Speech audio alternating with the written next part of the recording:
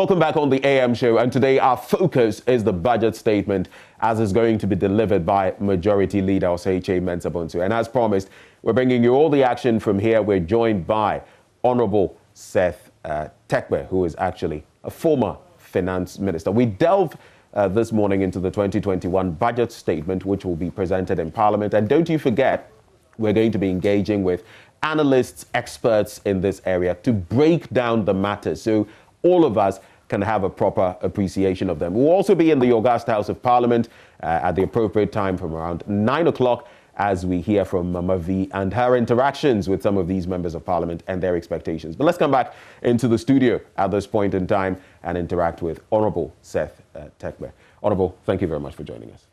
Yeah, you're welcome. And good morning to your viewers. It has been a while. It's refreshing to discourse with you again. Yeah, I've been around. So we've come quite a long way on the back of the banking sector collapse, on the back of the coronavirus pandemic.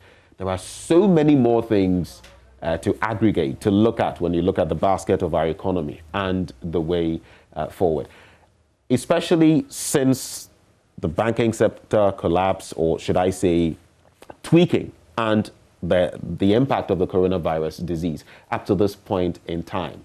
How would you say we have fared as an economy, even before I get into your most recent statements on the economy? Well, when you say how have we fared, it requires a balance. And so don't forget that we are an economy that also started 2017 with 2 new oil fields, which increased our output from 70,000 barrels average. In fact, we were struggling to even make 70,000 barrels to nearly 200,000 barrels per day. We are an economy where we left some money, to pay down the balance of the Kufuor bond, the first sovereign bond, $200 million US. The last balance was paid. In total, we had used $550 million US of our own oil revenue, to pay down those debts. In relation to the energy and banking sector bailout costs, which you pointed the downside, the upside, we did ESLA. And ESLA is estimated by the government's own projections to be bringing in about 41 billion Ghana cedis by 2024, 2025. As at the end of last year, it's projected to be bringing in between 20 to 25 billion Ghana cedis. So the question is, why do we have some deposited funds and things not paid? How was the money utilized? So I'm saying that as a nation, we should look at the balance in order that we can make a better evaluation, because much of the problems that we have are not just on account of COVID. And that's not to downplay COVID. Just like the global financial crisis and other crises, we would always have crises. The thing about COVID is the severest, that we can all admit. But were there challenges before COVID? We can discuss that, because there's a tendency to all of a sudden attribute everything to COVID. I think what is required, in short, in answer to your question, is to be candid on why we had the opportunities, what we did with those opportunities, almost tripling of oil, that was coming in. Yes, at sometime last year, the prices fell and the rest, yes, but 3 oil fields compared to 1, 60% of oil revenue, total oil revenue since 2011, accumulated to this government in 3 years. So I think we should have a balanced discussion. We should be candid so that we know whether there were problems before COVID and whether, What would you say in being candid? Because then that would also suggest that the system has not been candid to us ordinary Ghanaians. I've written variously about it. You would have heard debates in the past before COVID about parallel numbers, some numbers being reported to the IMF. And different numbers being reported to the public. The IMF adjusted their numbers. The government is still, sticking to old numbers. If I may give you some, the IMF, for example, said 2018, we said we did 3.5. IMF said we did 5 points, close to 6% deficit. Subsequent to that, 2019, 2020, IMF estimate of the deficit. 2019 was about 7.2. 2020, IMF is estimating about 15% deficit. Let me ask you something, Honorable Terkper. How come we can't stick to our own figures in the country? How come we always need the Bretton Woods institutions and others to tell us what is happening in our own country? No, we give them the figures. We changed, from 2017, we changed the basis. Remember the governor made a recent statement not too long ago that he thinks the country should go back to the broad basis for calculating the deficit, which is what we have always done. If you have exceptional expenditure, like Senger's Pine, bushfire subsidy, you add it, you disclose it in the fiscal framework, but you add it, you don't show it as a footnote. So that in talking about candidness, we need to show, if you want to compare, you know, Nana Addo's performance, His Excellency, to President Kufuor, he added both the benefits of HIPIC and the cost of HIPIC, you know, and others. If you want to go back to Rawlings, you know, he added the benefits of grants and things that came in back then, divestiture receipts, and it balanced it against bushfires and the rest. So if you are getting, let me take banking sector crisis. If you want to be talking about the cost of, you know, banking sector crisis, you know, and energy sector crisis, you can't be talking about that in isolation from ESLA, you know, which is bringing in all the revenue which I've pointed out. So this is sort of candidness that I'm talking about. And to state that we had a gap of 6 to 8% before COVID, you know, deficit. That's why we are where we are. Because the cost of COVID is about 2.5% of GDP. And the 2020 budget started with 4.7% GDP. And that with the government's own statement, without the energy sector, sorry, the bailout cost. Energy sector is still excluded, it's shown in amortization. But without that, government's own calculation was that the deficit was about 8.5 or so. And then if you add it, it increases to 11%, right?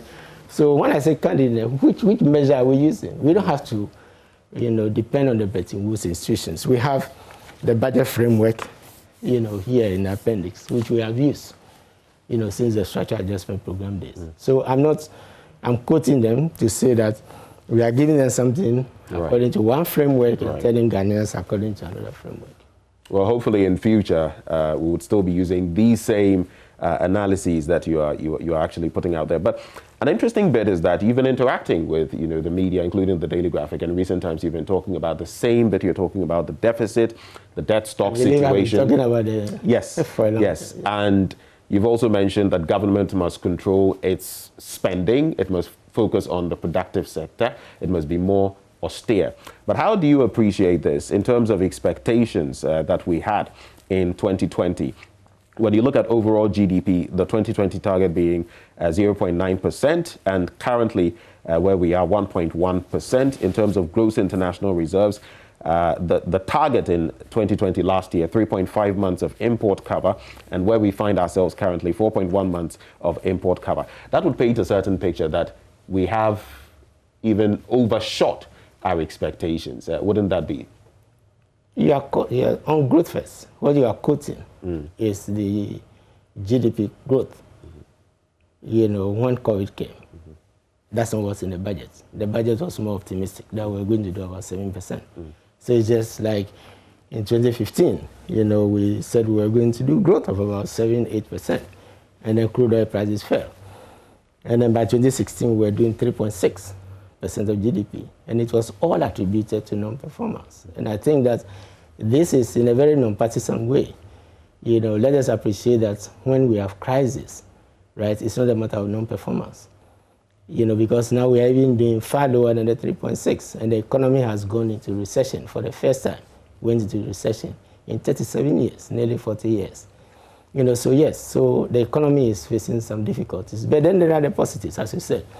The import cover, that is, if the 4 months we are talking about corrects even what the IMF disagrees with, adding certain, you know, items, then yes, that is positive. Exchange rate has been, you know, fairly stable recently, I believe, based on the forward exchange policies of the Bank of Ghana, you know, which itself is commendable. This is something which past government had wanted to do. Yes. So it's always a balance. With an economy, you can't have everything downside, right? And that's the candidness which we're talking about. Now, looking at the part of the economy, there are many areas that we've been told analysts are expecting that this budget statement would be addressing, and one of them has to do with infrastructure. We've actually been told that the year of roads has been rolled on, of course, to 2021 on the back of the COVID pandemic. A lot of things could not happen.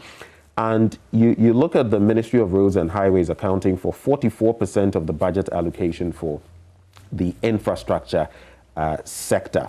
And you look at the thinking or the plans ahead in 2021. More than, because looking at the different aspects of the kitty, if we're committing this much to just roads, some would say yes, essential in our national life, but where are we not getting it right? What should we be doing when it comes to infrastructure, specifically roads? Well, 4 years is a long time, and so I wouldn't be here saying that some of the difficulties I'm pointing out, cannot be corrected in 4 years. That's why you do austerity. That's why you do, you take other measures and other steps. But if we take where we are today, remember the 88 hospitals, remember the same road, year of road started with 2020. We couldn't achieve them. What has changed? What are the factors? Some of the factors remain, some have become worse, some have improved. We had the coronavirus pandemic. Yeah, certainly, I spoke about that. But I'm also saying that let's be candid in admitting that before, the corona, the economy was already having problems. And let me give you specific figures if you want. The budget started with 4.7% deficit. When we went to the IMF, we disclosed a fiscal gap of 6% before corona. That was when we were going for the COVID loan. When we went back after the exit to the IMF. That's what it means. We went back after the exit. COVID loan means that you went back to the IMF after the COVID, after the exit, right? So that tells you that the government could not have withstood, despite what we were told about the performance of the economy, despite the $250 million, a substantial of which we left, stabilization fund. Just to clarify, though, when you say we went back to the IMF, as for the IMF program under which we had moved out of it, but of course the extenuating circumstances would require that we needed a helping hand. Every government goes to the IMF because of extenuating circumstances. Yeah, so when you beat your chest as if somebody had done something wrong in going to the IMF, it shows that you are in a position not to go to the IMF when you have those conditions. But let's take out the non-partisanship. But let's look at the facts. Let me talk about the facts. I'm saying that we had 4.5% as projected deficit. The cost of COVID, which we disclosed to the IMF, was 2.5. So if you add, let's say 7%, or even say 8%, right? COVID was covered by the COVID loan from the World Bank, IMF, and others, right? By Bank of Ghana, 1.10 billion, which is about 1.7 billion, US dollars, because of conditions for borrowing. What's accounting for the gap? If we are going to end the year at about 11 or 12%, there's a gap there, right? Which you cannot attribute to COVID. So it's important, to come clean if you want to, because there's talk about increasing taxes and others, right? So you must take Ghanaians, the cost of all of those. And if I may be specific, when the mid-year review was presented, COVID was included as COVID. And yet still the increases, the adjustment, when all of them were not on account of COVID. In fact, COVID was some part of the adjustment that was made in the media review. It was compensation was increased by 496 million. In fact, it was 934 million. And then the portion that is social contribution was reduced. Social contribution, and then also use of goods were reduced by about 400 million. The other one was interest payments was adjusted and increased, the domestic element, by 4.5 billion. So these are the reasons why the deficit was increased in the media review. It was in COVID. I'm reading from the budget, the media review document, right? So, and then we are expecting to do a climb down if you take the expenditure in advance of appropriation to about 8.5. That would be the steepest, austerity the country has ever gone through, 7 percentage points or even 6 percentage points in a year. No. Are you suggesting this puts us in a very bad state?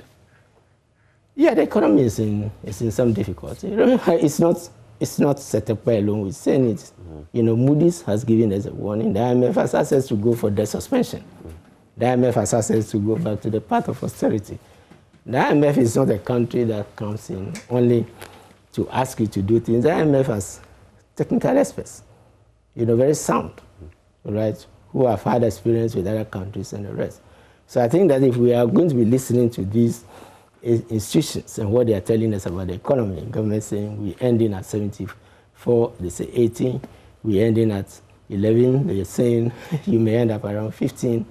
I think, we should accept that the economy is not in any place. Speaking of the economy being in some sort of crisis, let's look at our debt portfolio, specifically our debt to GDP ratio, and this is something we were talking about. Some have pegged it, and if you look at the Bank of Ghana, the central bank, and what it's been saying, at 75% of GDP, 75 to 78% of GDP. If you read if I may just comment on that, sorry. If you read the MPC report, that is 74.4%. Yes, almost 75%. Yes, at the end of November. So if we are going to quote at the end of December, presumably in these budgets, and I believe that we could have had those figures, but granted, then the end of December is closer to Moody's 80%. Yeah. And so you would peg it at 80%? Yes, 80%. Or slightly shy of 80%. Where does that leave us? And if we are at 80% of GDP, I cast my mind back a few years before when your administration was, at the helm of affairs, and you as the, finance minister, and some of the things that were said, even when our GDP was around 65% of GDP, as was touted at the time. Our debt.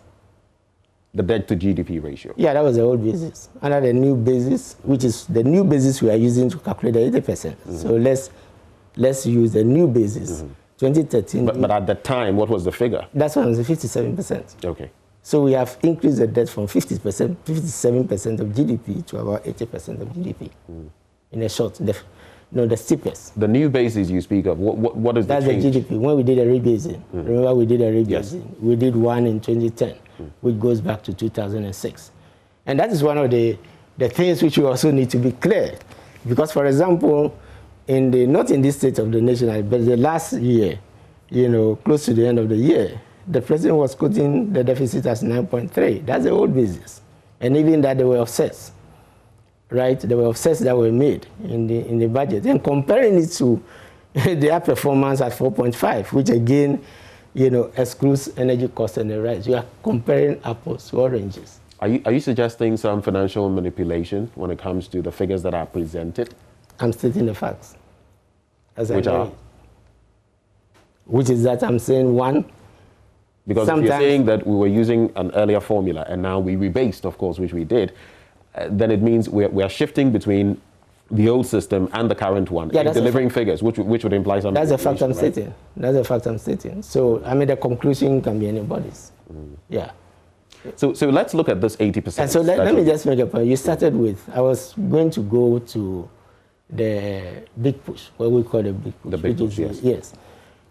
If you have debt at that level, and you have deficits, and let me give you another figure. If you are spending 126%, or projecting to spend 126% of your tax revenue, that is 26% in excess, on two items, compensation and interest payments.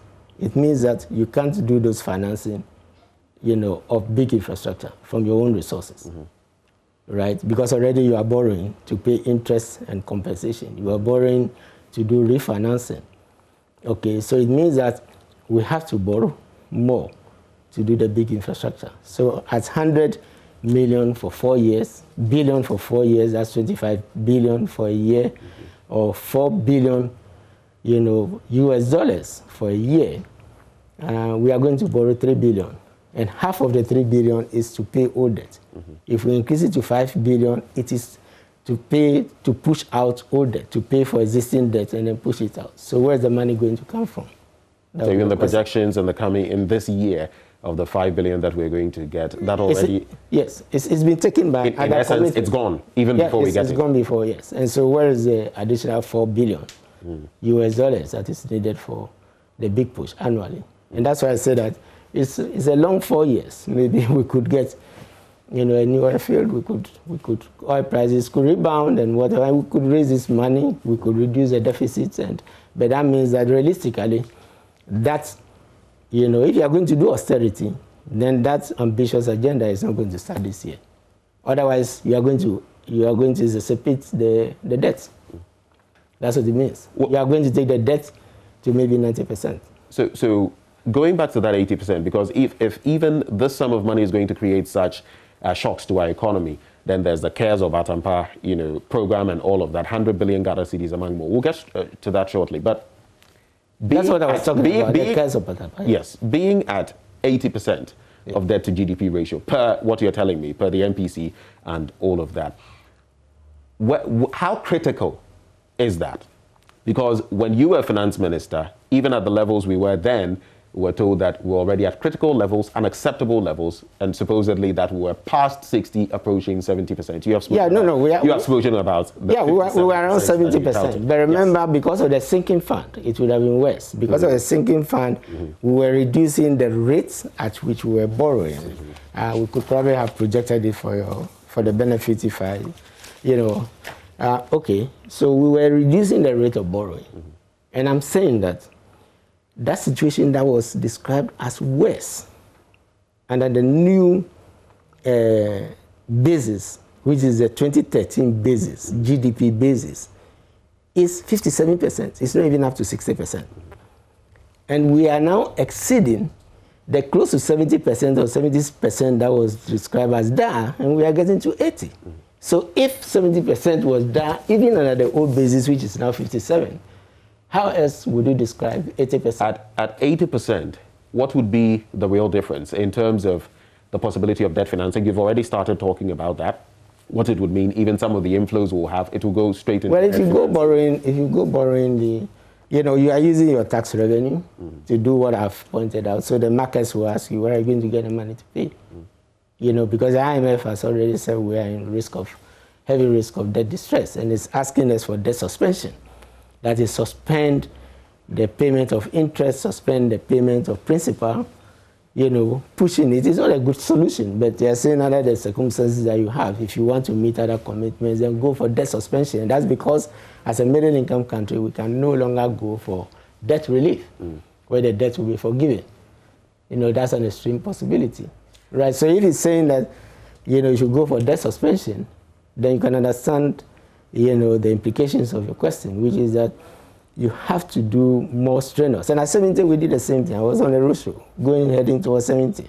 But we had to prove to them that, look, we are putting part of our own oil revenue, which is new to the economy, to pay down the debt. And we proved that the rate at which we were borrowing was sliding down, and therefore we were on the path to managing the debt. That has been stopped. The rate at which we are borrowing has been going up since 2017. So it's only harder to convince, let me relate this to the household, for the benefit of those who, and I always use Please do. If you go to your neighbor and you say, my son is going to school, my daughter is going to school, could you please give me a loan? A more worthier, well-to-do neighbor than yourself. They'll be sympathetic because they're looking at the child, right? So they give you the loan. Come the next semester. If you don't repay the old loan, can you go back? If you're not careful, so when you go, he will be, probably he's a very good gentleman and, nice family, friends and everything, but he will ask you in a very gentle way, oh, you didn't pay the old one. How are you going to add to facilitate the new this? And is that again a new one? It's the same thing with the nation. It's the same as a business. If multimedia goes for a loan and, the creditors are saying that you are not paying down, you cannot have the refurbishment you are doing. So in a situation like this, where you are not so creditworthy, so to speak, and you have your debtors on your back, you go on and start with not too many social intervention projects on the back of the pandemic have been initiated, at least from what we heard in the SONA.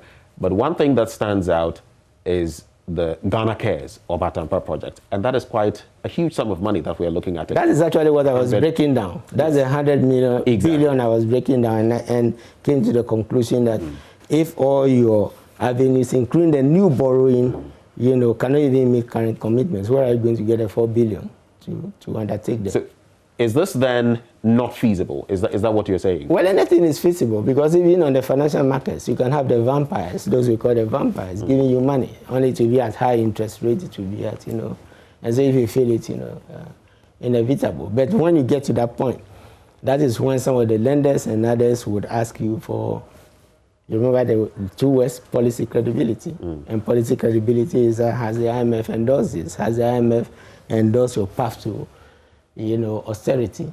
Have the IMF endorsed that you have the ability to pay? Because all of them look to the IMF. Does it mean the Obatampa project could be a matter of all talk and no walk? No, I'm not saying. Remember, I said it doesn't mean that it is impossible for 4 years. 4 years is a long time. In 4 years, you can have the economy booming again on account of, vaccine. We already seen the growth figures, the revision you are talking about. It's on account of COVID. The COVID vaccine. It's on account of airports opening compared to the lockdown. It's on account of growth that is now beginning to take place in China and then the advanced countries. And when that happens, it means that they take more chocolates and our cocoa becomes, more.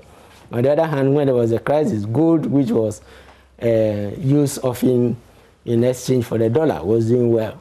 And the petroleum, because of the Saudi problems that they have recently, prices were going up. So in 4 years, I can't be sitting, I won't be sitting here and trying to, speculate what will happen in 4 years and say, therefore, the government cannot implement. But I'm saying that for now,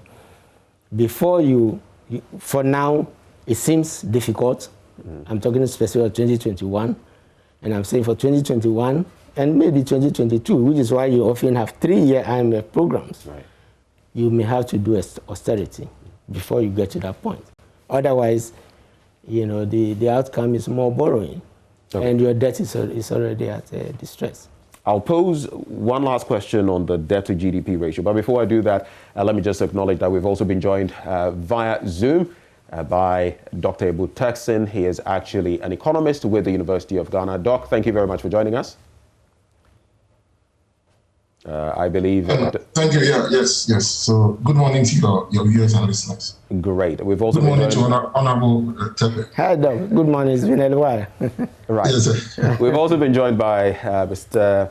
Edward Karewe. He is with GAO, and he also speaks a lot when it comes to economics bordering on the agri sector. Mr. Karewe, thank you very much for joining us this morning. Yeah, thank you. Good morning to you all. Great. And I'll be crossing over to you gentlemen shortly, but I just want to wrap up on this specific beat to do with the debt to GDP ratio. Assume that you were still finance minister. You were faced with a debt to GDP ratio of 80%. You had the Ghana Cares or Batampa program on the table. What would you do? How would you execute it? How would we? How would you execute it? Yeah, what would you do given the circumstances? No, it's precisely what made former President Mahama the infrastructure president, as everybody acknowledges, and at the same time reduce the rate at which we were borrowing. Using the combination of a number of debt management tools. You remember smart borrowing? Yeah. If you are going to, so for example, you just have to, if you are going to do a Terminal 3, which is commercial and which is bringing airport tax, you channel that, to pay for the debt. You don't put it on the taxpayer, right? And then you tell the employees there, you are a state-owned enterprise, right? We are not taking money from you, but there is a portion of port services and things which are done, from which you can get revenue to operate. But the tax, let's use it to do development.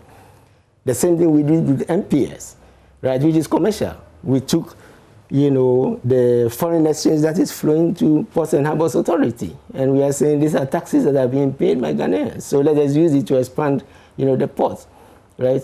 We're not reinventing the wheel. Akosombo Dam paid for itself under Nkrumah. right? And so you just go back to some of those principles. And exactly that is what you set up a sinking fund. That's what Philippines and others do.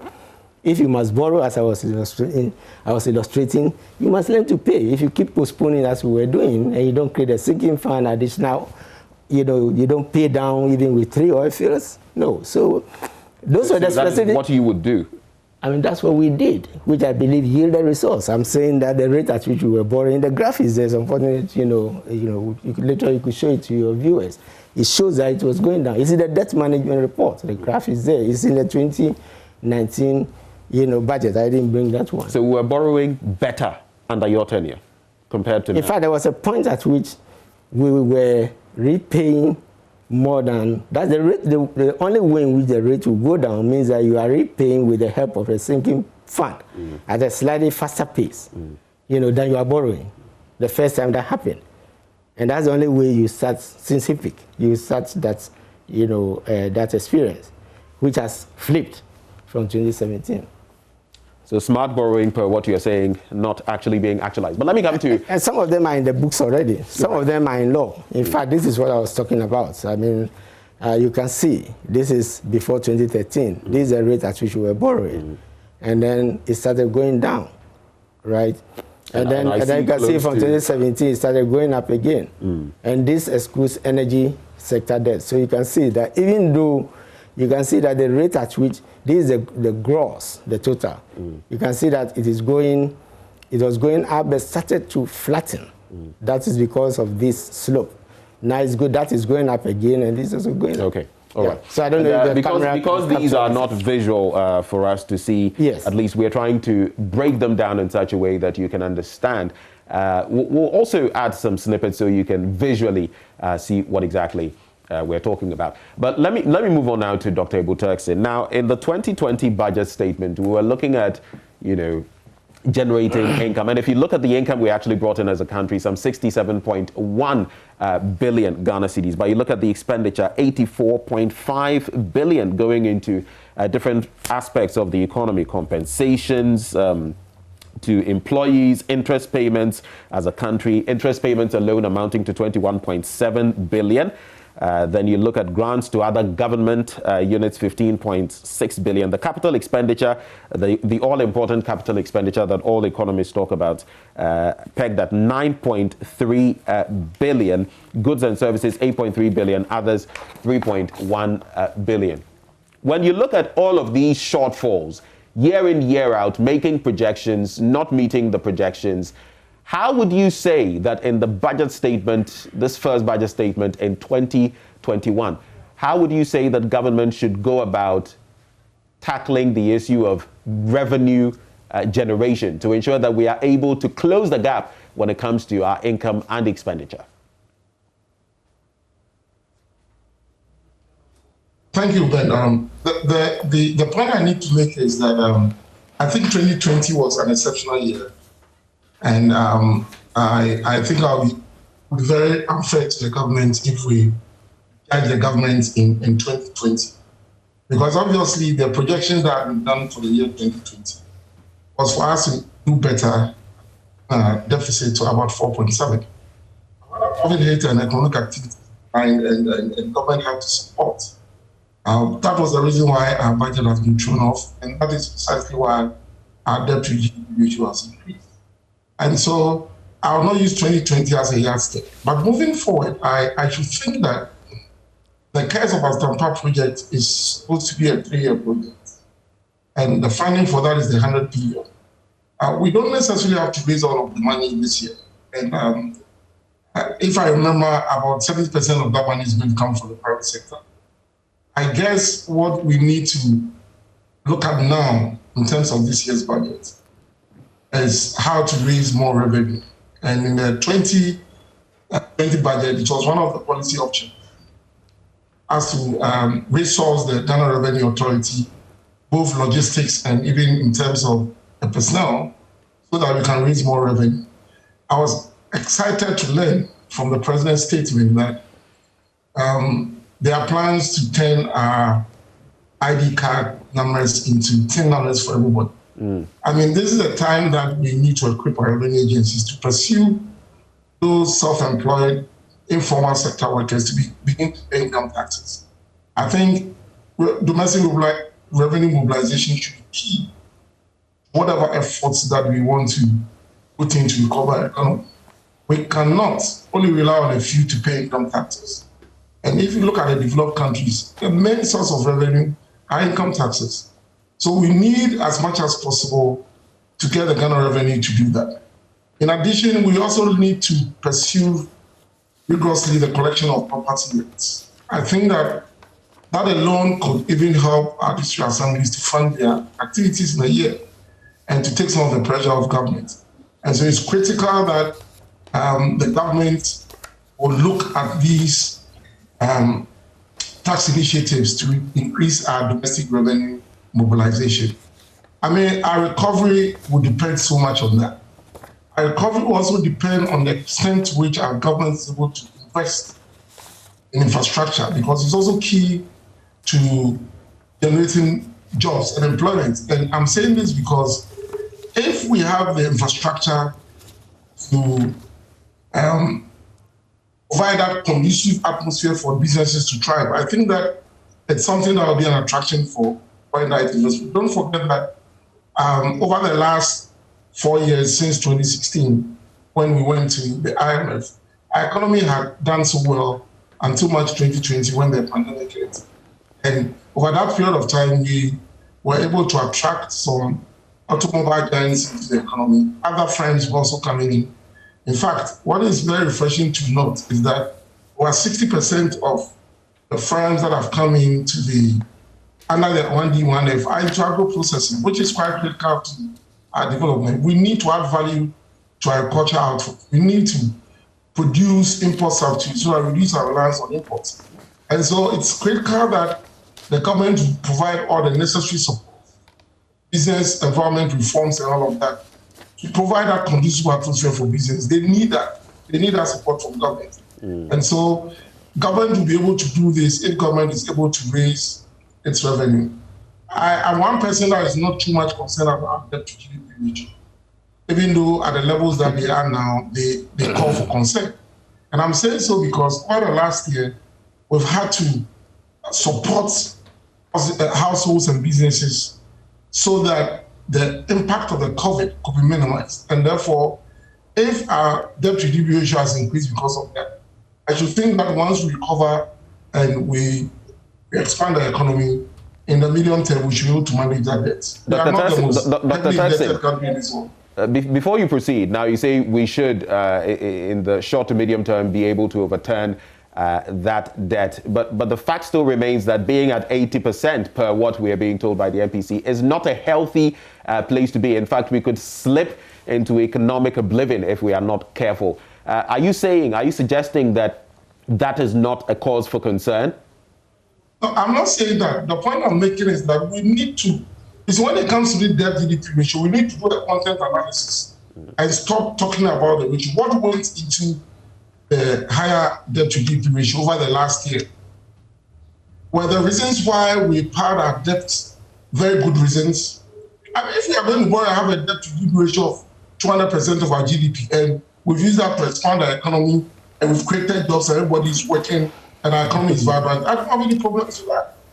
There are countries that have debt to GDP ratios over 100%. So it is the content analysis that is critical. What have we done over the years? Have we borrowed to expand our infrastructure? If we've done so, we shouldn't worry, because in the short to medium term, the benefits of whatever investment we make will begin to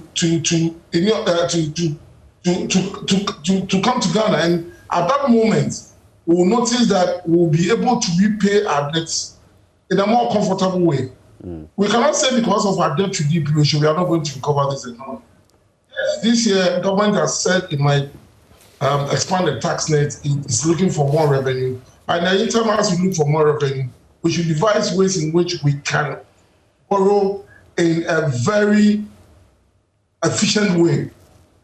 That even if our debt to GDP ratio is increasing, it doesn't stifle growth. It doesn't suffocate the economy. But let us stop talking about the percentage too much. I think that this is the time we need to do a content analysis of our debt and ask the very useful question of what what went into the debt. How do we do this? Very briefly, Doc, how do we do this efficient borrowing you speak of? In the past, we've spoken of smart borrowing, but smart borrowing has moved us from about 70% GDP to debt ratio, and now we're at 80%. How efficient can we be? What else do we do to attain this efficiency that you speak of? I mean, if the obligations that we are going to have kindly over the next 2-3 years are going to be, it's going to put pressure on us, we can renegotiate the terms of some of these debts. Okay. Or we can change the profile of our debts and move into longer-term debts and then be able to sort out a few of those ones that are coming up. And they are very efficient ways of managing a country's debt, which I think that we have the capability to do it. As Honorable said, during his time, he tried his hands at some of these. We can still go ahead and do that.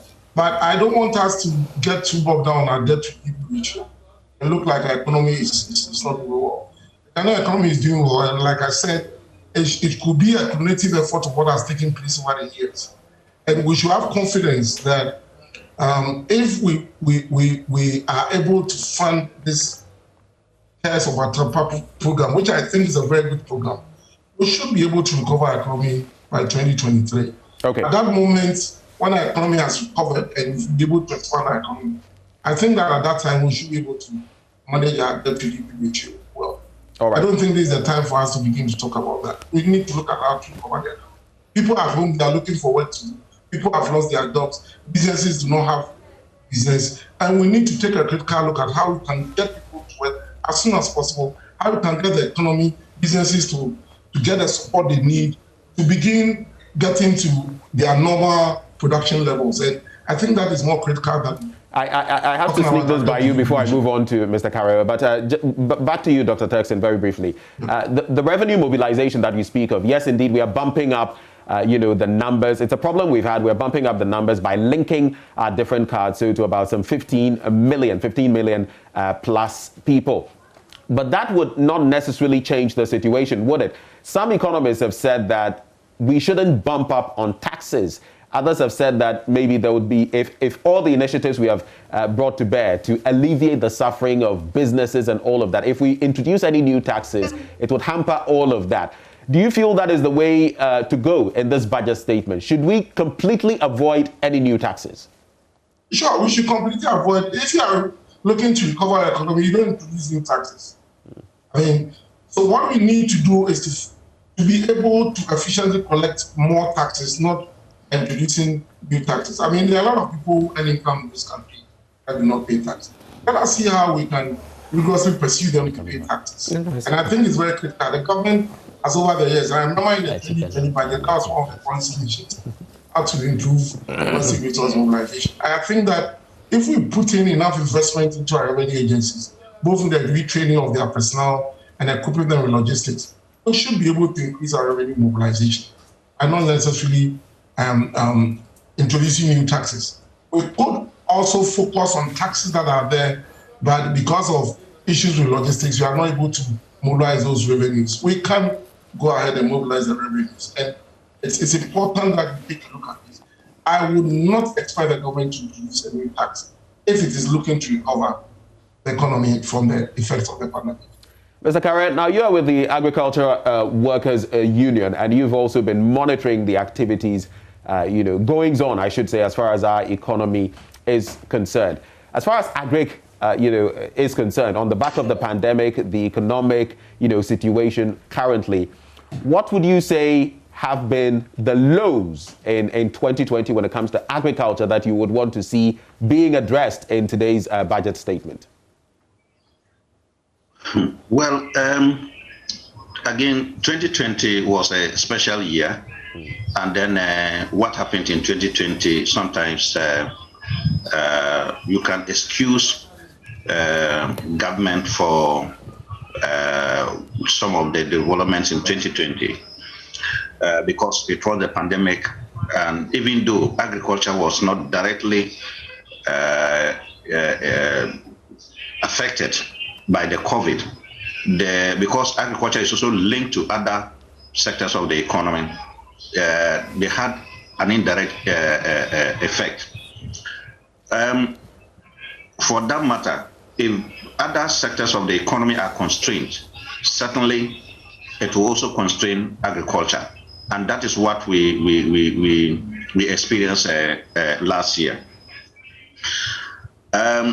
So if we have to move forward, but then government took steps to boost, alleviate, in any case, alleviate some of the challenges of businesses in the past, and that's in 2020.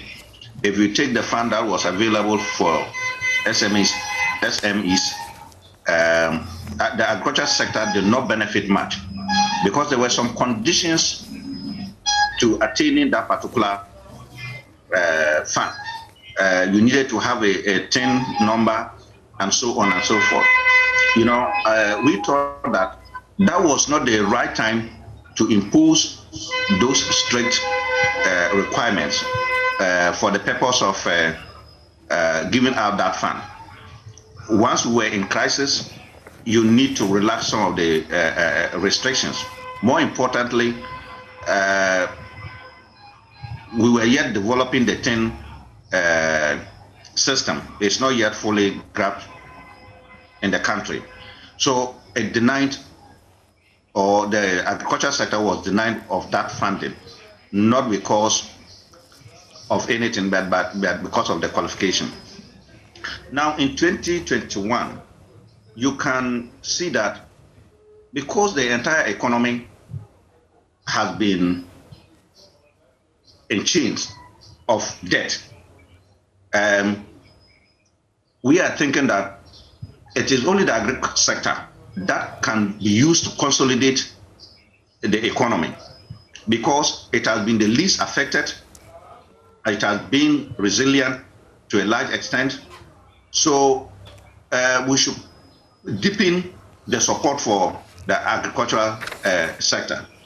For some of us, we think that the entire economy, and the economists at your program have stated those.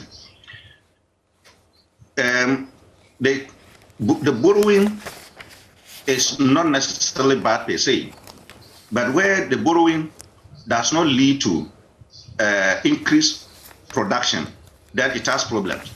Now, the Plan for Food and Jobs is one of government's flagship programs, which certainly, if it is properly implemented, could guarantee a certain stability.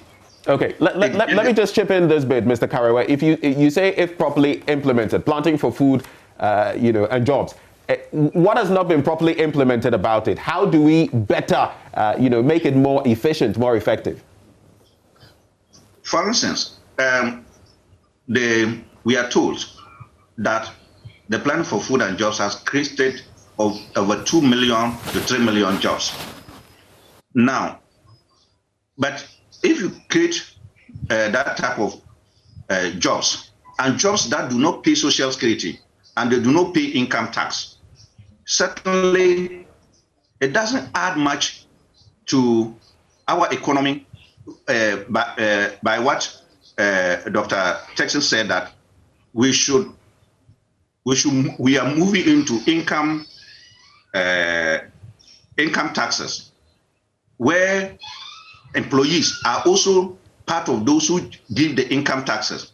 Because when you employ more people, they will pay more taxes.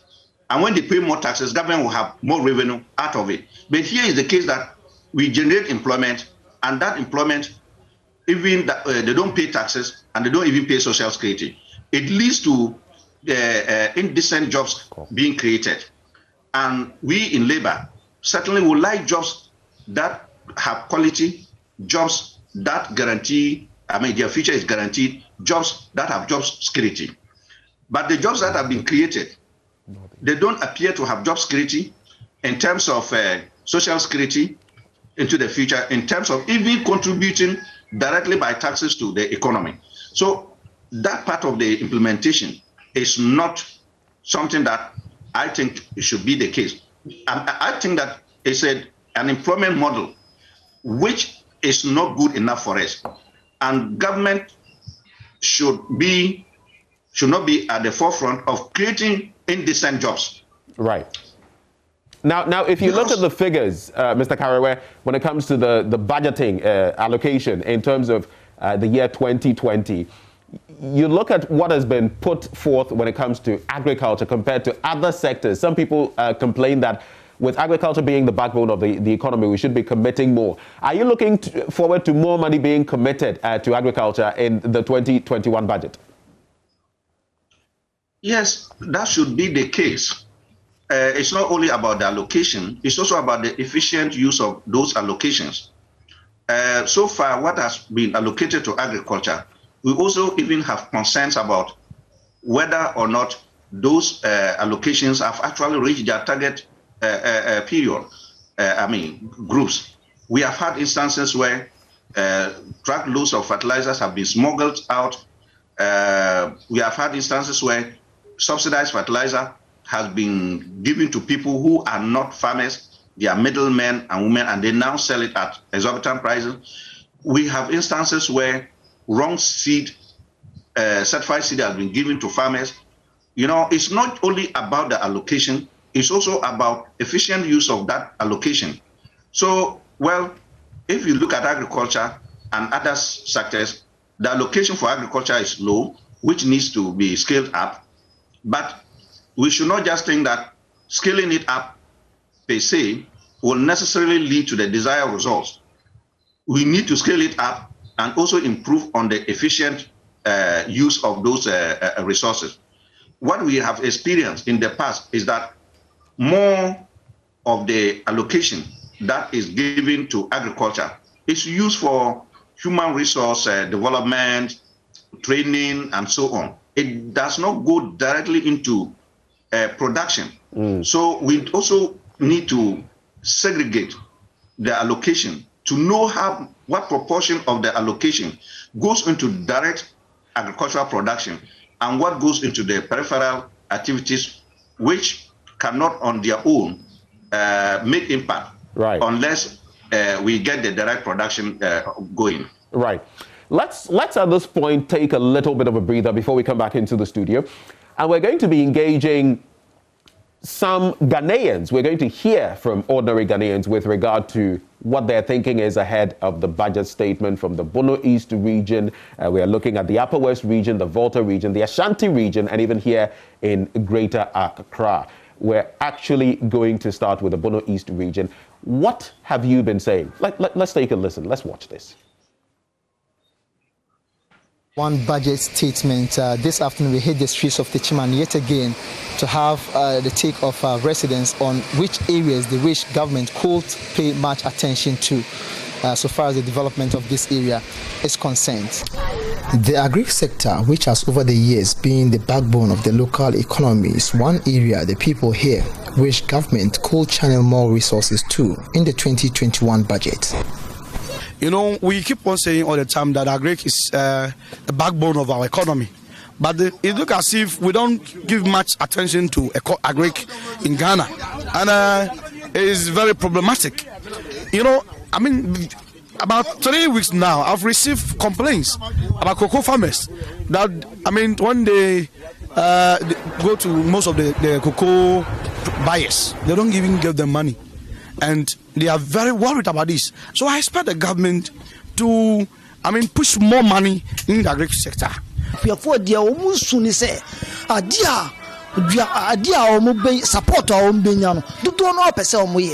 of the people who wish to venture into agriculture are not able to due to the lack of support and high cost of inputs.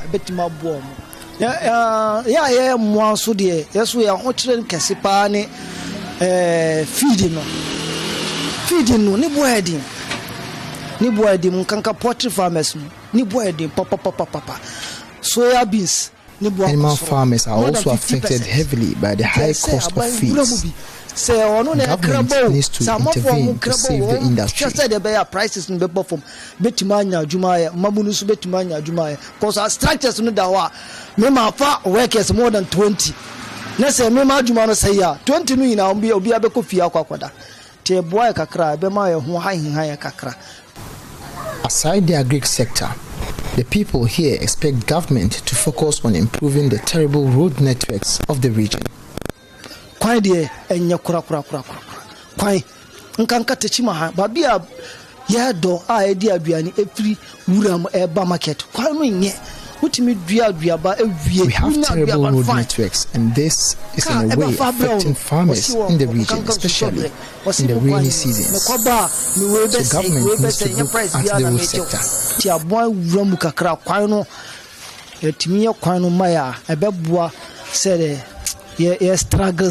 I expect more this budget to focus more on the road infrastructure, because most of the areas, especially Bono East region, Kwame Daso, the Kajeji, Yeji, Atebubu roads, I mean, very bad, and nothing has been done. So I expect the government to invest more money there so that some of these roads will be even constructed.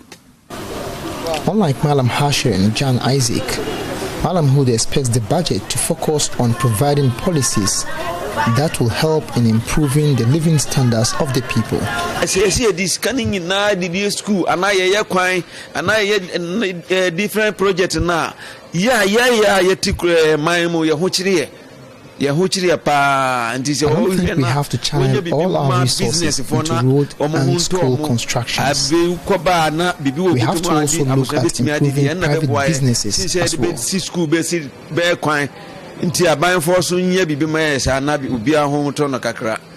The road and agri sectors are two major areas residents here for which governments going forward will pay much attention to. From the streets of Techiman here in the Bono East region, my name is Anas Sabit, reporting for JoyNews. And so evident, the thoughts are being shared there by ordinary Ghanaians in the Bono East region, and a lot of, areas of concern. I know you have some reactions based on what Dr. Ebu Turkson said and Mr. Karewe as well, and even on the back of what we've just heard from the Bono East region. What would be your wrap reactions before we delve into other matters of the economy? Oh, there are not so much reactions as contribution to what is, and at the risk of repeating myself, the only thing I have to, say about the debt, is that the debt levels matter. 2 points. That's in response to Dr. Turkson. Yes, I think we should resist comparing ourselves to the advanced countries who are doing 100%. It's true, who are doing 80%. They can borrow at 2 to 3%. In fact, some are borrowing at 0. We know the United States because its own debt stock, the trillions it owes. Yeah, but I'm saying that there are interest payments. The interest they pay on those debts is about 2%, 3%, especially after the global financial crisis. Now they have mechanisms for paying down the debt, and that's why they have those low interest rates. We started the mechanisms, we should continue, right? That is what makes it, good. We set up the Ghana Infrastructure Investment Fund, for example, which was to target infrastructure, to link to infrastructure. It was to be fed from oil revenue and from VAT since 2017. Not a penny has gone into it. It means that our resources, oil and others, are going into consumption. So I think the composition of our expenditure is very important. My last point on what Dr. Turkson said is that I said it already. Let's resist the temptation of putting everything on COVID. Because even when we went to the IMF, and I urge him to look at the COVID report, we made an admission to the IMF that we had a fiscal gap of 6%. And that we needed because of the difficulty, and that is much of what Bank of Ghana financed. There was Bank of Ghana said it's a difficulty of financing. They never said it was COVID. You can read the MPC report, right? We said we needed 2.3% of GDP, 2.3% of GDP, right? I mentioned it earlier. To cover COVID, we got a loan for that, and we covered COVID. IMF, World Bank gave us loans, African Development Bank, others gave us loans. Recently, we've been talking about how it has cost us over 20 billion Ghana cedis. Yes. So the point I'm making simply is that if you take where the government came 4.5, percentage of GDP, and it's considering that it's at 6% gap, that is already taking us to 10%, right? And I'm saying, due to that, because they disclosed that to the IMF, the mid-year review increased the deficit to 11%. It's not all on account of COVID. And if you add others, it's 13%. Right. So you can't say that the increase from 4.5%, to 13%, which is in the media review, cannot be attributed to COVID. COVID is 2.5. Right. That's the candidness I was talking about. Right. Right. And so we cannot place all the blame at the doorstep of, because of COVID. And we should, yes, be very concerned about our we should be debt to candid GDP. and let Ghanaians know that the gap we are talking about is not all on account of COVID. I will be the last, to be dishonest in saying that in an economy that has downturns, as I said, from falling crude oil prices, tariff bearing and others, yes, we did borrowing to fill some of this gap. We didn't even have the comfort of going to the fund for 1 billion. And I know what it means. But I'm also saying, let us be candid, so that, and let the analysts look at the numbers. I'm using government numbers. Look at the numbers, in order that, because we are believable. If you take my technical side, you take, other contributors. If we say everything is COVID, the public would buy into it. Right. But I'm saying the facts are not there, even the government's own data. Let's talk something that has impacted many people. And I agree, with investment in, in agriculture and the initiatives, something like the Exim Bank, because besides cocoa, which has cocoa board, there's the exports.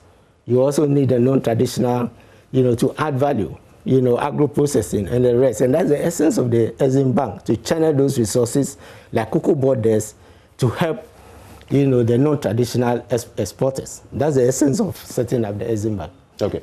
I'm going to ask you from a very lay perspective. Now, there's this talk about interest rates. And in recent times, on the back of COVID, a lot of businesses have either folded up or been struggling for a long time. The interest rates at the banks are pretty steep. Yeah. 20+%, 30+%, depending on where you are going. How do we, get the central bank, and even as we approach it from the policy angle, from the budget statement, to put in measures to ensure that the interest rates go down? The banks have cited, for example, non-performing loans, among others, and especially on the back of COVID. And so they are not decreasing the interest rates against what the central bank has been doing to push them down. What do we do through the budget statement to ensure that we can get this running? Okay, first of all, you mentioned non-performing loans. And I hope we can start a conversation on non-performing loans, because it was a global financial crisis. It was a crude oil price, which led to doomsday and the inability of businesses to pay their loans that led to the non-performing loans, which we said we did the first restructuring, using a softly approach, because the institutions will collapse the banks. Are we going to collapse more banks now that we are having a second round of non-performing loans on account of, NPLs? No, there are better ways. The U.S. tried it. But if these same banks recapitalize and all of that, if they still fail, we move from 30-something to 20. I'm saying that if those banks are still not, even after the 400 million Ghana cedi requirements and all of that, if they are still not able to survive, shouldn't we go the Nigerian way, for example, and reinitiate this process to ensure that we have a more robust banking system? I'm saying that, yes, we should look at the U.S. And I was going to, besides Nigeria, I was also going to point to the U.S., which led Lehman Brothers and others collapse and realized that, hey, this is more harmful to the economy. And therefore, quickly they stopped the collapse of Bank of America and the rest, which is what made the Mama administration hesitant in bringing down all those number of banks. My question is that we cannot continue collapsing banks on account of non-performing loans when we have crisis, because it was crisis that bring those in. So those are some of the conversations that we need to have, because it's very expensive, it's costly. I'm not condoning malfeasance. The bank is an institution, usually a corporate entity separate from the owners. If there's a malfeasance on the part of the owners, you can deal with it. Sometimes you even take over the banks, and do a better. So your mention of non-performing loans means that this is, with every crisis, you have this problem. And we should have a rethink, about strategies and, another approaches to where the big bang is not necessarily the solution to everything. Yes. What do you think is going to be the main impact of COVID-19, how it will reflect on our 2021 budget statement? Which areas do you see that we should be focusing on the back of COVID-19? Because, mind you, we still have ambitious GDP growth projections that we have put forward for ourselves as a country. How do we attain this post-pandemic, or even it's still in the midst of this pandemic? Well, post-pandemic, we are seeing, as I said earlier in my introduction, that we are seeing vaccine coming in on the back of either lockdown and other measures being relaxed, and therefore the global economy from China to others is recovering. The ripple effects, we are definitely going to benefit, because if my chocolate is in high demand because the US economy, Europe and others, China, are growing, it means that there will be the demand for my cocoa, there will be the demand for my gold, there will be the demand. It's when those things go down that we also suffer, when the prices of those things go down. Yes, in recent months. And we've always seen it. If you remember, from bushfire days and whatever, we've always seen it. And therefore, post-COVID, let us take the stabilization fund seriously. You don't prepare for crisis during a crisis. You prepare for crisis when the times are good for you. Is that what the administration is doing? Let me just finish my thought. You come, again, let's go to household. When you get your bonus, times are good. You don't consume everything. You think about when that child will be sick. You think about when you don't have to go to your neighbor for loan. So you put something in savings. And that is the essence of the stabilization fund. And the evidence is that when we had this crisis, when we had the first crisis, 2015, we could take out 215 million Ghana cedis. When we had the second crisis, we could take out 215 million US dollars. Currency value, to currency, 11 billion to 13 billion million US dollars in 2015 compared to 250, which means that with 3 oil fields, if we continue building up the stabilization fund, right, when there's a recovery, with the next crisis, and the crisis will definitely come. We had bushfires domestic, you had, crude oil prices falling, you definitely have crisis, global financial crisis, COVID. They may not be your but prepare for them. And we may be able to take 500 to 700 million US dollars if we put money aside during, that is the essence of the stabilization fund. And that is how you don't go to the fund for 1 billion. Because the next crisis, you may go to the fund for only 300 because you have your own 700. And if you continue and you are lucky to have another additional, another oil field, the next time you may be able to provide for the entire 1 billion that you need. And that's what wins you off the IMF, right? But if you don't go along with these structural measures, if you don't put additional oil money into sinking fund, if you don't put additional money into Ghana Infrastructure Investment Fund, you are running the old economy. You are not changing the structure of the economy as a middle-income country. You are not building buffers. You are not building stabilizers. You are not developing better tools for approaching the market to borrow. Everything is on the back of sovereign guarantee. No, we have to.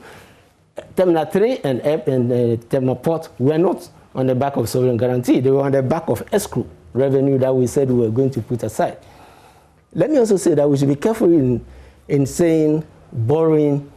Let's examine the content. And again, sometimes in the debt management report, and it needs to be enriched. Let me give you an example. Out of the 3 billion we borrowed last year, do many Ghanaians understand that we use up to 2.2 to 2.5 billion to support free SHS? It should prompt the question, are we going to continue borrowing at those levels to support free SHS? And the minister himself has said, I don't understand why I should be paying for somebody who is in, Achimota and I can afford, middle class, rich people and all that. And that is why, we look at the fingers and we say we'll do a national forum like we did on single spine. So let's look at what we are using the loan, to do, right? Because remember, before there was the furore, right, we were using almost oil revenue to support the government initiatives. And those that had to go into infrastructure, it was not going. So let us examine the content of the policy. The content of the spending is very, very important. That's why we are ending up with more money, paying interest, and we are not seeing maybe the commensurate infrastructure because we are putting less and less. As a less than 2% now, around 2% in infrastructure. Compared to 13% on wages and interest combined. Wages and interest, we should be able to pay these things and cover them fully from our tax revenue and other recurrent expenditure. Then you borrow. And when you borrow to do capital expenditure, then you have set up a mechanism like the sinking fund to repay. So you don't depend on the taxpayer, right? Excessively when times are. This is the only way we can manage, future crises. And these initiatives I'm talking about are not, they are not new to Ghana. They are initiatives which other countries have used, and have gotten themselves out of the developing country status as middle-income countries. And therefore, I think we should be discussing some of these policies.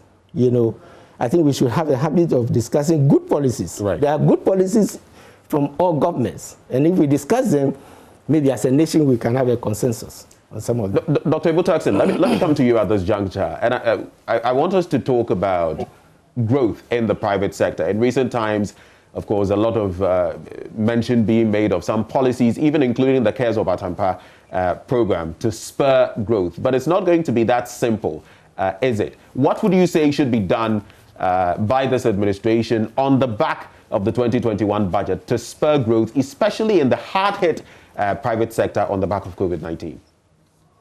Yeah, thank you. So before that, I need to say a few things about this issue. I think that my point I made was that let us do a content analysis of why we got into this point. There is no doubt that COVID played a role.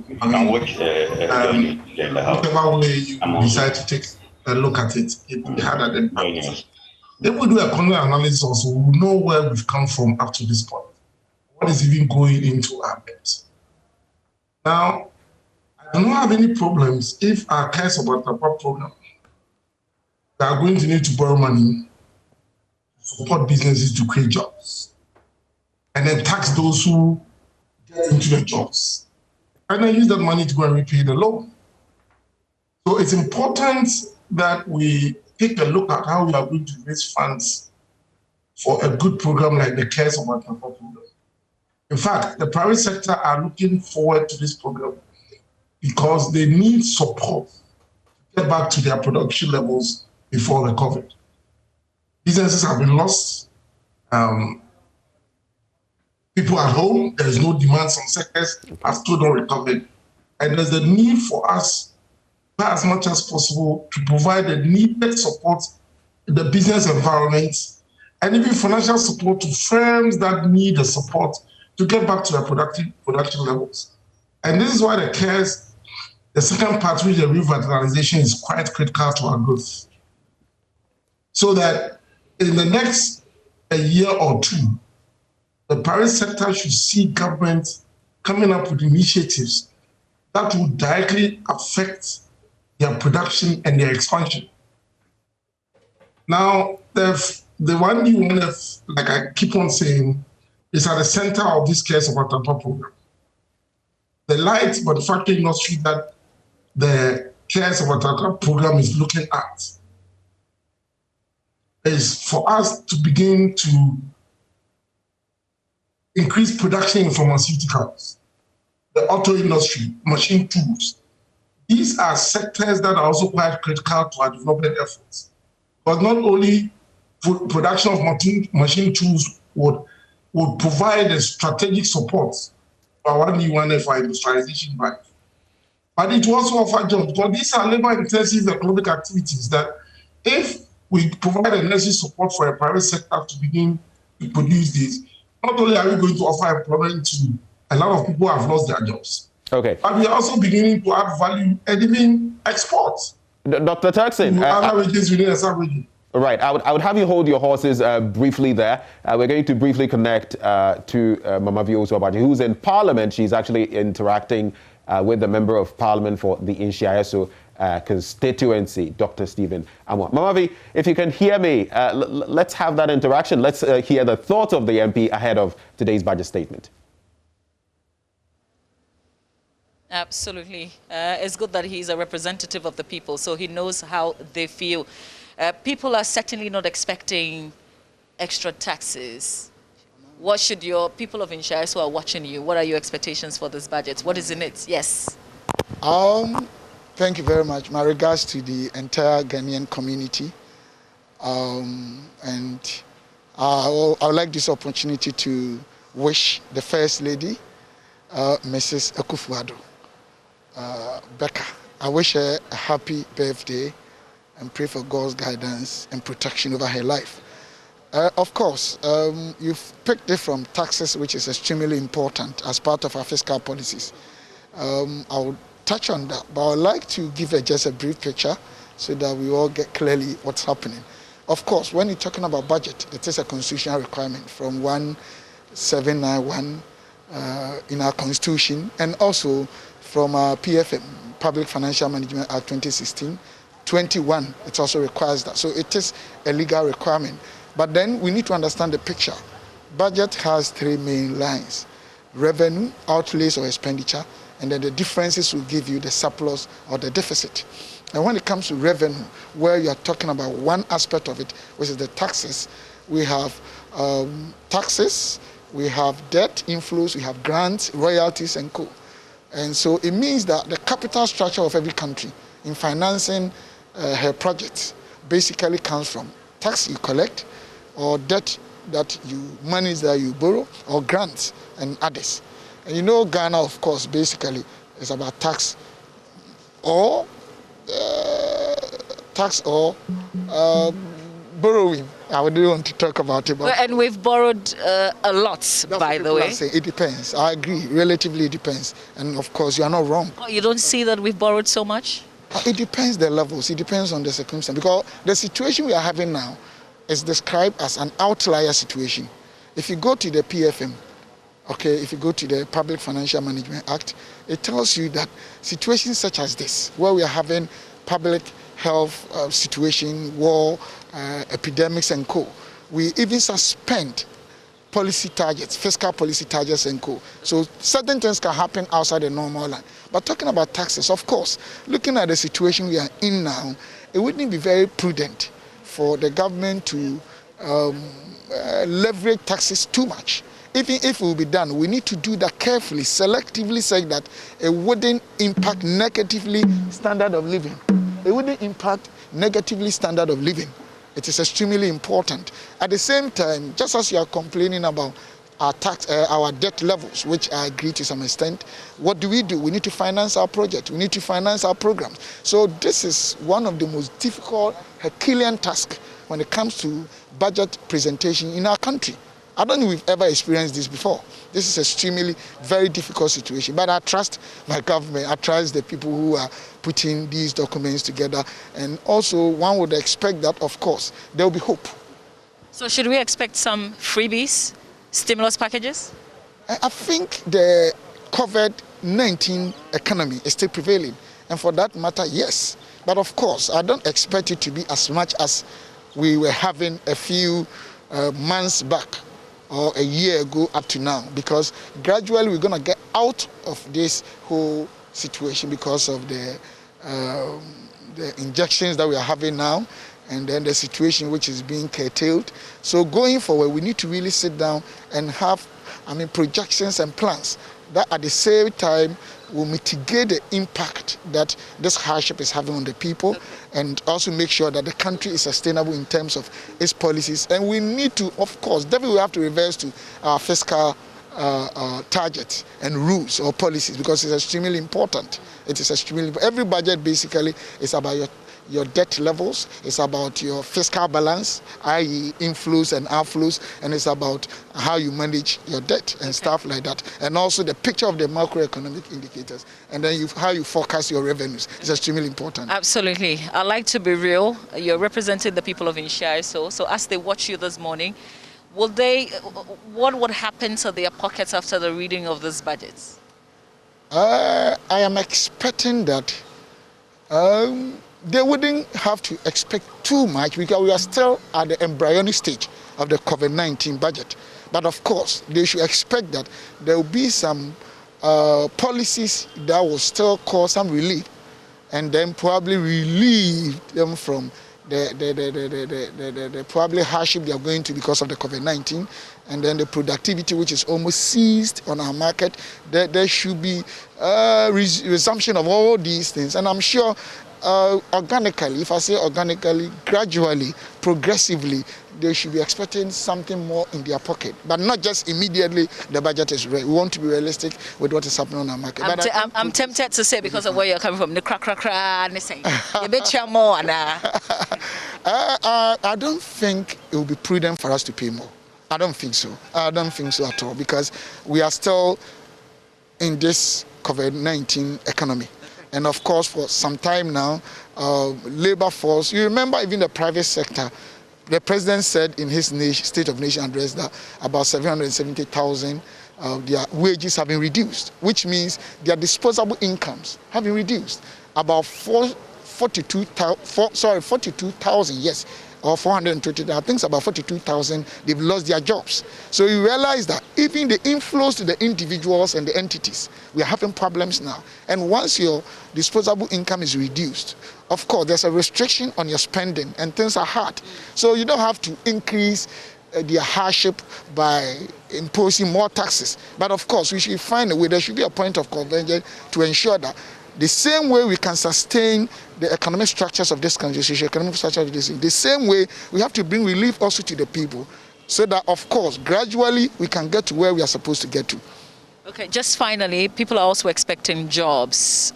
So in that area, is this 2021 budget going to give hope for job creation? Sure. But I'm talking about the timing. There should be jobs. Without jobs, what will you? Let me tell you. To attain long-term economic growth and stability of any country in the world, the most singular goal is the economic stability and growth. And the function of that is twofold: productivity and labor force. Labor force, you talk about size of the labor force and the skill component. So you can't have people staying home whilst they are employable. That will mean that your productivity will not work. That will mean that you not attain your goal as a country. So it is an inevitable requirement that the budget should make provisions for more job opportunities for the young people in our country, and also for SMEs, small, medium-sized businesses, and also even the large companies. Already we have some package for them.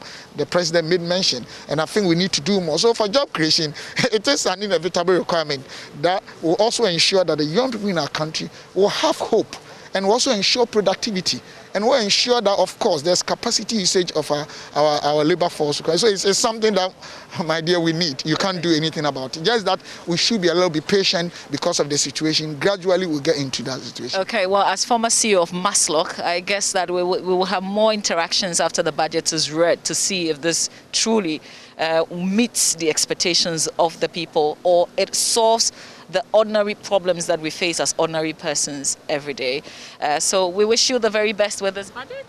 Thank you very much, and I thank you for having me on your set. All right, that's Member of Parliament for Nhyiaso constituency, Dr. Stephen Amoah, and I will be catching up with some of them as they enter the Dome. That's the venue for the presentation of this budget later this morning. So back to you, Ben, with your guests in studio and Vazu. Thank you for the stellar work, Mama V. And she's coming to us all the way from Parliament. She was just discoursing with a Member of Parliament for Nhyiaso and former CEO of Maslock, Dr. Stephen Amoah. Back to you, Dr. Terkper, on this very important beat. We've been talking about jobs. At least that was just the discussion we had with the MP for Nhyiaso. And that's another crucial area. On the back of what Mr. President has been saying in recent times, that we must move from an import-inclined economy to an export-oriented one. It wouldn't be the first time that it's been said by a leader of this country. How do we actualize that, roping in the 1D, 1Fs and the rest, to ensure that we can create more jobs for the teeming youth especially who require them? How do we put these side by side to arrive at that with the budget statement? Well, we'll reconnect with Dr. Terkper shortly on that beat. But let me move on to Mr. Kariwe and maybe address this from a different angle when it comes to agriculture. So 1D, 1F, for example, and now Mr. President telling us about, moving towards export orientation. What do you feel the budget statement should be bringing to bear, specifically in terms of agriculture, to ensure that we can actualize this, Mr. Kariwe?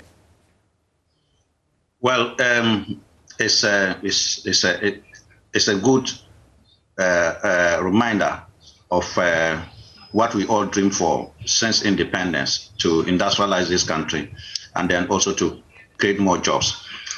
If you take the 1D, 1F, which is linked to the one village, one dam, it means we need to increase agricultural production to be able to feed the 1D, 1F. Because my understanding, what is the policy objective, is that most of the 1D, 1F will be agro-based, so that the need for raw materials will not be something that will be very difficult to achieve. So we need to increase our production. Now, the one village, one dam, indeed, was also meant to increase the production at the local level. But what I would like to suggest to government is that the one village, one dam project has not been efficiently executed, to the extent that many of the dams that were constructed have dried up. So it is better to put that money on the Ministry of Agriculture and then the Ghana Irrigation Development Authority, who have got a track record in irrigation development, and then we can hold them on to construct better dams for us. The other thing too is that we should not rush to try to do everything overnight. There are many things that we are trying to do overnight, and then it has now led to spreading our resources thinly. We need major dams in the various regions or strategic locations. And that's why it is refreshing that government has taken steps to construct the Pologo dam. Apart from developing that dam, the existing dams must be rehabilitated. Look, the Tono and Via irrigation dams, for instance, have had challenges with their canals, which have been used for many years and they are now destroyed. So reconstructing them has taken too long a time. It has been about 5 years, to the best of my knowledge, when the canals are being reconstructed, and they are not yet completed. Now, again, it tells us that if indeed we are using agriculture to increase production for the purpose of the 1D, 1F, then we should emphasize on these constructions or rehabilitations properly done. Again, you can see that agriculture, if you take agriculture with other subsectors, last year, they spent about 1.85 billion cedis on agriculture, but over 3.2 billion was spent on free SHS. We all know the importance of education and the free SHS, but then again, if you want to know government's priority, sometimes it will come from what they say, but it can also come from what they do, So agriculture, if indeed is the focus of government, we need to see more investment going into it, and also ensuring that these investments are efficiently and effectively used. Now, I am looking at staples like rice, like maize, like sorghum.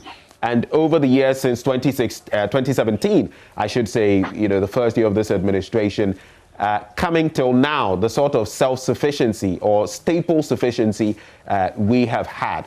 It appears we're still struggling, especially on the front of rice. Policies have been made mention of in the past, but none of them really bringing us to the point where we are self-sufficient in terms of production. What would you say you would want to see, especially focusing again on the agri-sector, when it comes to these areas? What can we do to spur on the sort of production that we need in this country? Because in the end, it will also impact our economy positively when we're producing more of these here. Well, the economists will say that you produce to meet demand, and then there is demand. And this demand is both for consumption and industrial use. So if you look at overall government policy, you begin to have the sense that government is creating demand, industrial demand, as well as domestic demand. So in that respect, in order to increase maize production and for it to be meaningful, you need to also look at those who are consuming the maize. You need to develop your poultry industry very well, because they largely depend on maize and other cereals. So it now allows you to increase production to meet the demand that is there. As it stands now, there's high demand for maize, and that has led to the increase in price. And what also means is that maize production is not at the level that it is able to meet domestic demand. So we are not yet at the point of food sufficiency. It's a good dream. We are making progress by increasing production. But when you increase production, for instance, in terms of, say, tomatoes and the perishables, and then immediately there's an off-taker of that, then it dampens production again. So we shouldn't be in a rush to declare ourselves as a food sufficient country, because the facts on the ground, it does not seem to support that. In this country, tomatoes, because of its perishable nature, you hear farmers complain, because within 2 weeks, when you are harvesting your farm, tomato farm, it will get exhausted. And within that 2 weeks, if you don't have the market, then it will all go to waste. So the farmers will complain. That does not mean that we have got enough tomato, for instance, to feed us throughout the year. And that is the reason why we are even importing from Burkina Faso. Now, all those things are underlining indicators that we are not managing our agricultural system very well. If you want to increase production, you must first and foremost develop the market sector well, so that there's predictability of who is to take off what at the point of harvest. You don't wait that when you then harvest, you are not looking for market. That is not proper planning. And that is the system that we have been operating all this time. So I would wish that government should be patient and be more considerate in declaring us food sufficient, but rather develop the production side to match the market side. Otherwise, we would make statements, yet when you go on the ground, those statements are not there. Again, because we still have a large unemployment population. You know, you need to have money to be able to access food.